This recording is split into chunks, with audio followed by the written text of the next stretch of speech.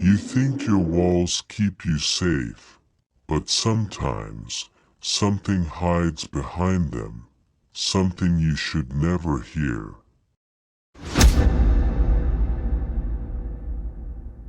It was 3 a.m. I woke up because I heard something inside the wall, right beside my bed. At first, I thought it was a mouse, but the knocks were rhythmic.